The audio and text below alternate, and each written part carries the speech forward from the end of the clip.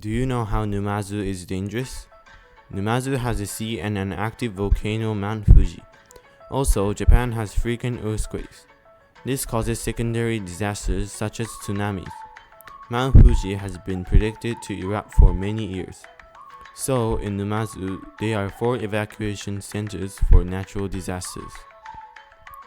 First, there is a designated emergency shelter.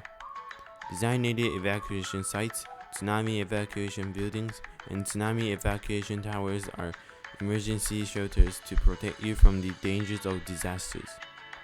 They are designated for each type of disaster, such as windstorms, earthquakes, and tsunamis. Evacuation sites may differ depending on the kind of disaster, so be sure to check in advance. Secondly, a designated shelter is another place to protect yourself.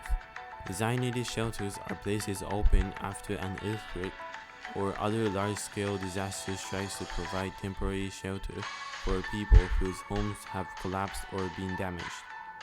Evacuation centers are operated proactively by local residents and evacuation center users. If the occurrence of a disaster such as a windstorm or flood can be predicted in advance, they may be opened earlier. Secondly, a designated shelter is another place to protect yourself.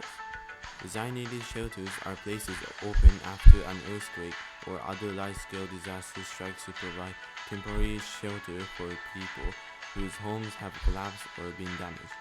Evacuation centers are operated proactively by local residents and evacuation center users.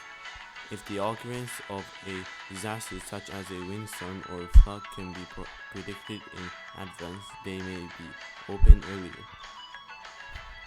Wide evacuation areas are evacuation sites where people can take refuge when the evacuation site is in danger due to the spread of the fire after an earthquake.